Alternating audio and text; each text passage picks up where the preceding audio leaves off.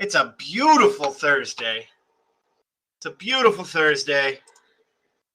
Let's get rolling. All right, here's your Pear Deck link. I'll go ahead and get logged into that while I share my screen with you. And we'll get where we need to go. All right. So the last time we hung out was Monday, right? We didn't hang out on Tuesday because I was out. The last time we hung out was Monday. Man, it has been a while. And on Monday, we talked about the moon landing. Okay. Tuesday, you should have watched the class recording. I recorded a class session for you. Just even though I wasn't here, keep it rolling like we normally do. The only thing missing was us getting to chat back and forth.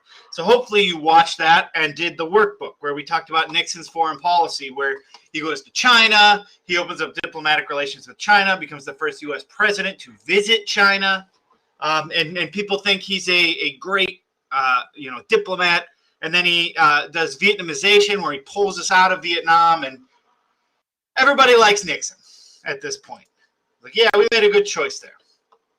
And then yesterday, you had a short recording to watch along with the workbook. So hopefully you did that. I haven't looked at the stats yet. Where we learned about the energy crisis. And we learned about the oil embargo because we support Israel during one of the wars with Egypt. Forget if it was the 7-Day War or they fight so many wars during this time period. And OPEC puts a oil embargo, meaning they stop selling us oil, and we're almost 100% dependent on foreign oil in the 1970s.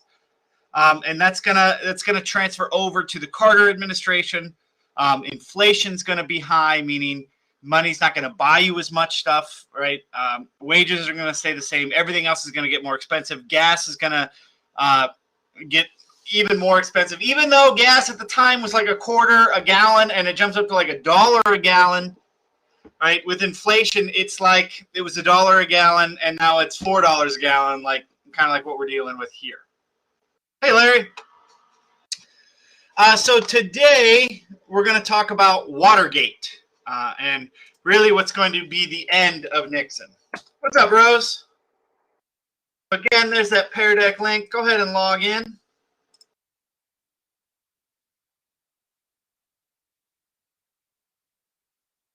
I have 9 of you logged in here. Let's go, people. Let's go. Let's go. Let's go. Let's go. Let's go. Spamming that.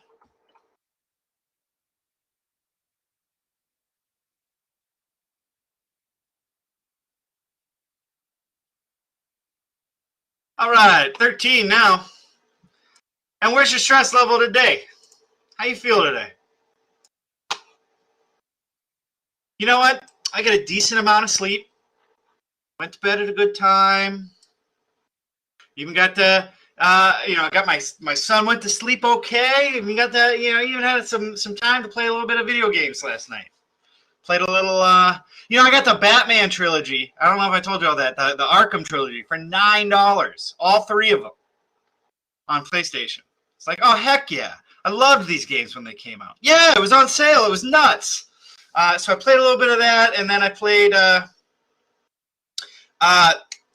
PlayStation also had Battlefront 2 on sale for May the 4th for $5. So I got Battlefront. I picked up Battlefront 2, and it's $5 right now on PlayStation.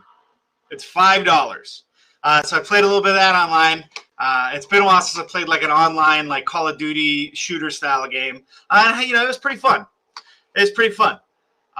But then my son got up at 3 a.m. and crawled into our bed and, started doing his gator death roll. So, and then he couldn't get comfortable. So he got mad and went back to his room.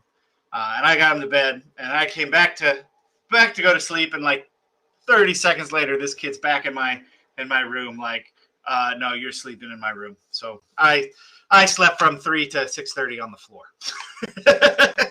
but we're still in a good mood. Spencer, I guess, do some research, talk that one out. That's a tough move. You got to do what's best for the two of you. Brother's going turkey hunting. That's hard. I've never been, but I heard it's hard. The turkeys are smart. They can see in color. But it seems like, our stress levels aren't, last week it seemed like we had more people than ever, like up in here. And now I think our highest is like a here. So, like, we're good. We're getting there. And if you're over here, again, if there's anything I can do to help you bring that level down, let me know. Okay? Let me know how I can help. If it's grades, if it's, just not knowing what we're talking about, what it is. If you're having an issue, boyfriend, girlfriend, I'm not the greatest person to talk to about that, but I can listen. So let me know. Sorry to hear that, Nathaniel.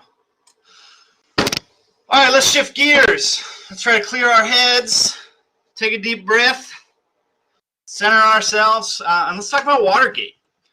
Today we're going to analyze the effects of Watergate and the increasing public distrust of government officials. All right, we're going to talk about why Americans started hating the government and started to not trust the government. It's pretty wild stuff. So just a quick recap. In 1968, Nixon gets elected to the presidency. He garnered a sizable portion of the electoral vote, but he barely won the popular vote. And I believe in the 72 election, he lost the popular vote. Okay, meaning, again, if you don't understand how the American electoral system works, based on your population size, you get a certain number of representatives, right? I think Ohio has 18 now. When I turned 18, we had like 21. We were one of the bigger states, but a bunch of people left Ohio, a bunch of people moved out, and our population decreased, so we got less representatives in Congress. And that basically assigns your state a number, right? An electorate number. And so when we go to the polls, we vote, and whoever gets the most votes in the state gets that electoral number, right? They get that 18 votes for Ohio, and those 18 points. But a state like Wyoming only has 3 points, where a state like California or Texas has like points in the 50s, and it's all based on population, right? So that being said, because a state like California, Texas, and New York are the 3 highest states for population, right? California and New York typically vote Democrat. So you vote, all those votes are going to go to the Democratic candidate, where a state like Wyoming or Texas might vote Republican more often than not. So those go to the Republican candidate. So this is what makes it possible for a candidate to lose the popular vote, meaning get less votes overall, but still win the presidency because of strategy and how electorates are divvied up. Okay, Trump in 2016 lost the popular vote, but won the electoral vote. He beat Clinton in the electorates. This is how he became president. Same with Bush in 2000 and Nixon again in 1972, I believe. Okay, so it's happened a number of times. Do you have a question, Yoshi? Or are you just logging in here? And if you need that link, there it is. Anyway, so we kind of got a little off topic there, but that's all right.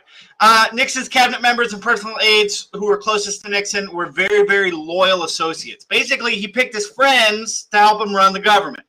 And they were willing to do whatever it took to get Nixon reelected, even if it meant violating the Constitution. So in 1972, Nixon's running for a second term. In June of 72, members of his staff become implicated in a scandal that involves the theft of documents from Nixon's competitor, George McGovern. McGovern's documents were kept in the Democratic National Convention, the DNC's headquarters, in the Watergate Hotel in Washington, D.C. Newspaper reporters investigated the incident, and they discovered that Nixon had hired men to break into the DNC offices and steal these documents. The raiding party's assignment had been, what they were there to do was to dig up dirt on Nixon's opponent, Senator George McGovern. The Watergate incident involved burglary, conspiracy, and wiretapping, which are all crimes in the 70s. Most of these involved the Watergate. Most of those involved in the Watergate break-in and cover-up were convicted and sentenced to prison. However, a few of Nixon's associates in the Watergate scandal had their sentences commuted. Okay. This is big because not only is the president involved in a criminal conspiracy, but again, if you were somebody who pays attention to politics, when was it? In 2020?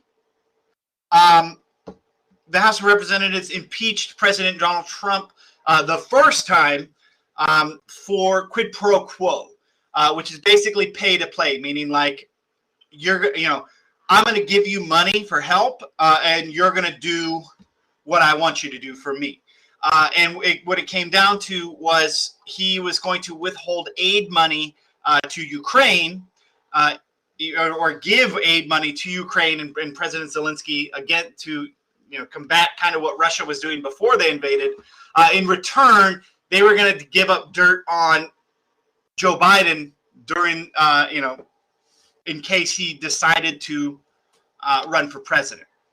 And then, of course, as if you paid attention to the news and recent history, the Senate acquitted him of those charges, but he was still impeached. And then again, they impeached him after Biden was inaugurated in 2021. Right? But similar stuff, right?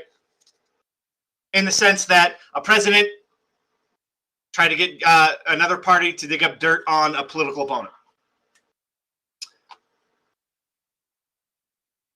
So let's look at some of the people of interest. Okay, and this is big. There's some big people. First of all, John Mitchell, who was the U.S. Attorney General, right? He's the top lawyer in the country, is involved in this. He served as the chairman for the committee to re-elect the president in 1972. He gets called into Congress to give testimony under televised congressional hearings on this Watergate incident. And it revealed how Mitchell raised large sums of money for Nixon's re-election campaign. Some of this campaign money is funneled into funding the burglary of the DNC, among other so-called dirty tricks against Nixon's opponents. Congress found Mitchell guilty of conspiracy, perjury, which is lying under oath, and obstruction of justice for his role in approving the funding for the Watergate burglary. And he gets sentenced to 19 months in prison for this. Right? So the top lawyer in the country, the guy who runs the Justice Department, gets convicted of conspiracy, perjury, and obstruction of justice and goes to prison over his involvement in the stealing of documents from the Democratic National Convention. Other people people of interest were known as the plumbers. Okay, these guys weren't actual plumbers. They didn't go fix toilets. This was just like a nickname given to them. That being, first was a guy named G. Gordon Liddy, who was hired by the White House lawyer John Dean. G. Gordon Liddy was the head of the White House plumbers. And these guys were a secret team who were organized to protect Nixon's personal interests in maintaining power.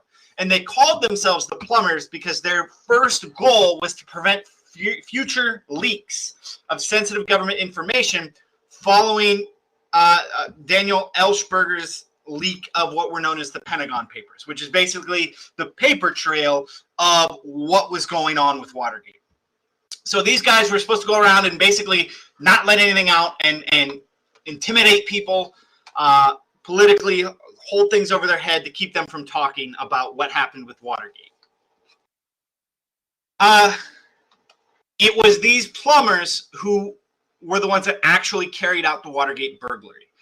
And G. Gordon Liddy stated that he never entered the Watergate Hotel during the burglary, but rather he supervised the break-in. Another guy, E. Howard Hunt, who was previously with the CIA, he was recruited by Liddy to be one of these plumbers.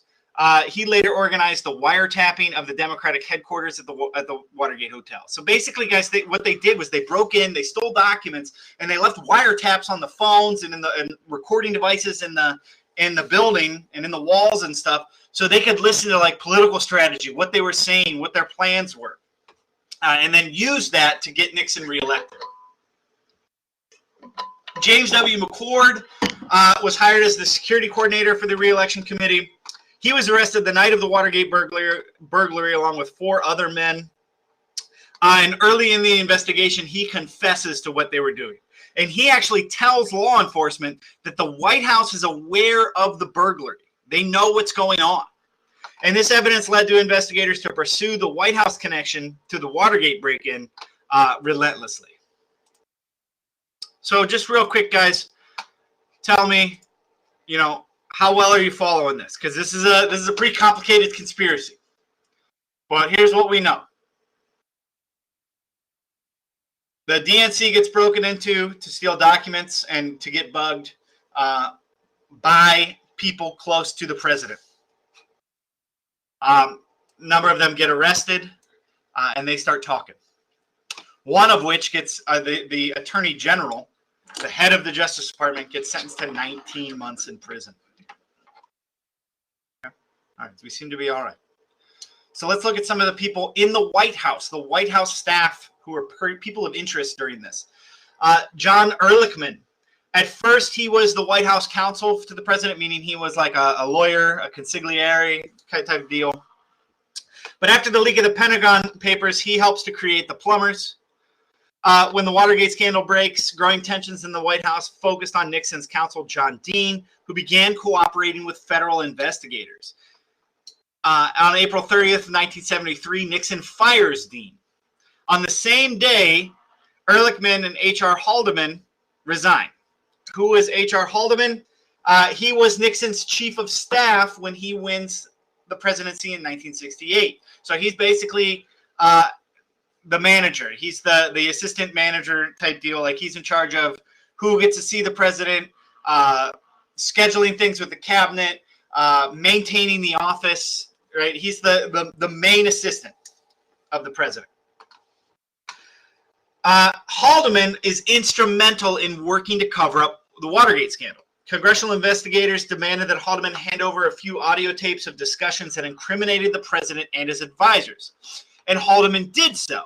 But when he did, evidence emerges that he's tampered with some of the tapes and deleted conversations between himself and Nixon. So guys, way back in the day, you recorded things on cassette tapes and onto tape reels. And it was like these big, long, like tape things, and this is what you recorded on before we had MP3s, before Spotify, things like that, right? So you might go to an antique store now and see an old tape deck or an old tape recorder, and you could rewind and literally like you rewound up that recording tape and record back over that audio, and that's what this guy did. He went through, or you could even you could do it with. Film used to be, or movies used to be on film, like audio recordings. You could cut this tape and splice it together and literally cut out parts of it. And that's also what he did to delete these conversations between them, among shredding documents and things like that. John Dean, who we mentioned, was White House counsel. In 1972, he attended a meeting with large-scale plan to infiltrate the DNC headquarters, or where a large-scale plan was to infiltrate the DNC headquarters was discussed. He later talks to G. Gordon Liddy and Mitchell about this plan. The plan was initially rejected, but Mitchell later approved a watered-down version. And when the Watergate scandal broke, Nixon asked Dean to conduct an investigation and present a report. So Nixon, like this all breaks, and Nixon's like trying to distance himself from everybody, and it's like, hey, do an investigation on this and let me know what happened. Wink, wink, nudge, nudge.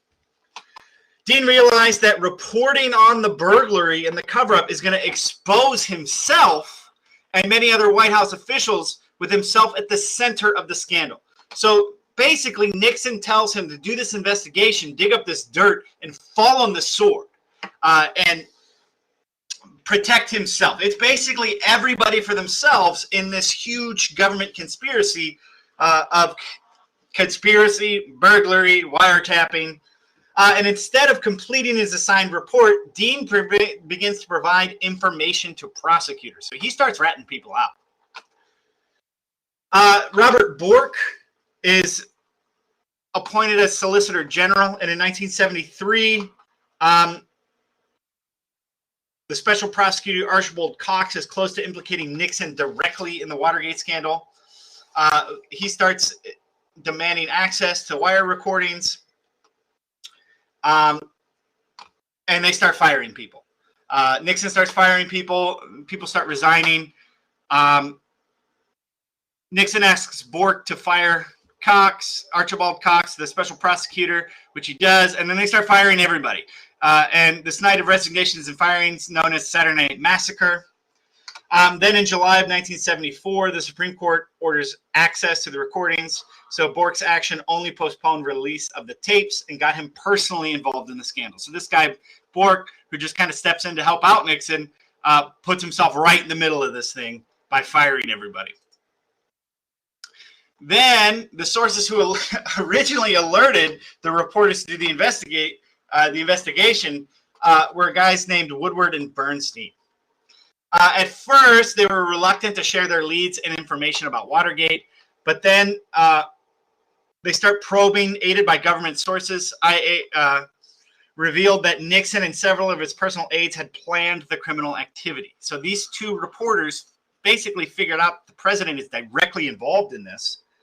And they get a hold of a White House tape recordings that had preserved their planning sessions on audio tape, but Nixon refused to surrender the tapes. Then the Supreme Court gave him no alternative. The investigation also revealed other cases of corruption involving Nixon, and most notably, the big one was Nixon's Vice President Spiro Agnew had taken bribes as governor of Maryland. So when he was governor of Maryland, he took a bunch of bribes. So in October of 1973, Agnew resigns the vice presidency. Then Nixon appoints a guy named Gerald Ford to be president. Woodward and Bernstein faced opposition from within Nixon's administration. The president and his aides denied any wrongdoing and denounced their critics. And despite intimidation and pressure against them, Woodward and Bernstein kept writing articles and informed the public of the president's close connection to the criminal acts. Okay. So they tried to basically muscle their way. The president tried to muscle these reporters into stopping reporting about what Nixon was doing. Okay, and then let's share this video real quick. We got time.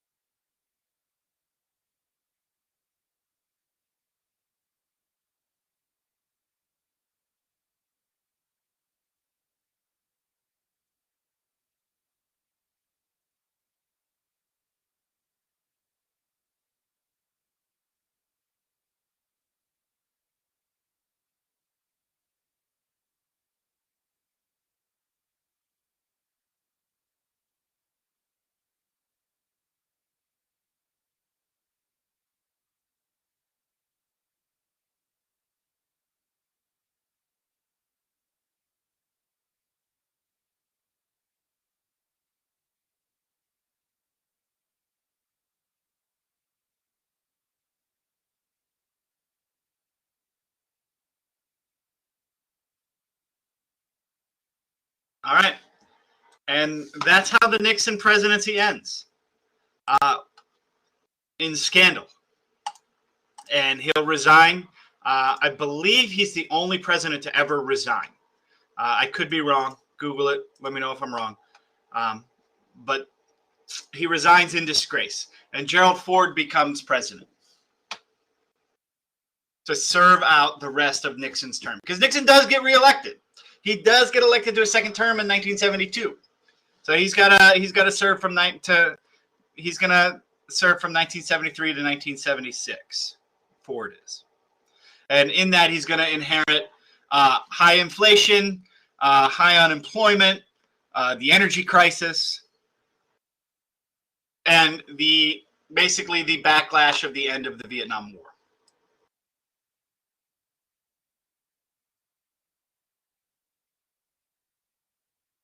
And there's a fun fact. Oh, real quick in the chat. I'll put out a poll.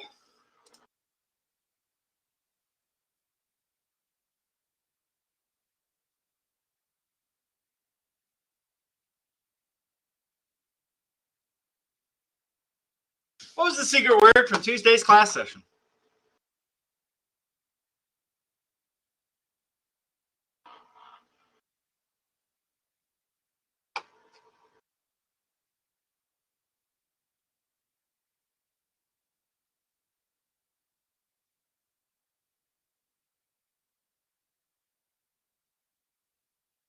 Yeah. How many of y'all watched it? I put in a bonus. There's bonus points, but it's for this time only. You guys are breaking my heart. Breaking my heart. Don't go breaking my heart. Don't go baking my heart. I couldn't if I fried. Nobody.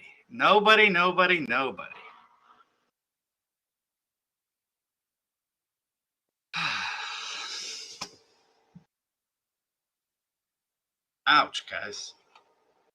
Ouch.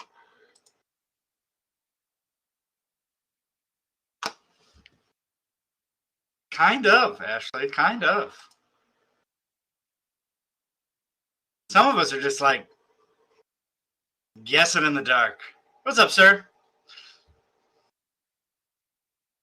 There was a secret word.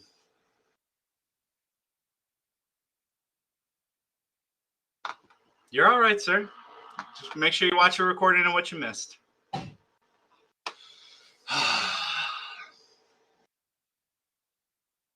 Well, I wasn't here on Tuesday, so I left pre-recorded class session for y'all to watch so we wouldn't fall behind.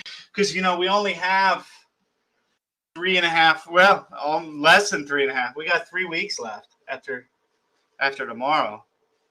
3 weeks left together. Yeah, and I was out. Oh, and it's 11:01. So, y'all have a great rest of your day. I'll see y'all tomorrow. If you have questions, if you need help, come to the target sessions at 12:30 and 2:30. Okay? Reach out. If you need an assignment list, if you're behind and you're not sure, send me a message in Canvas and I'll make one for you. That secret word, guys. Red.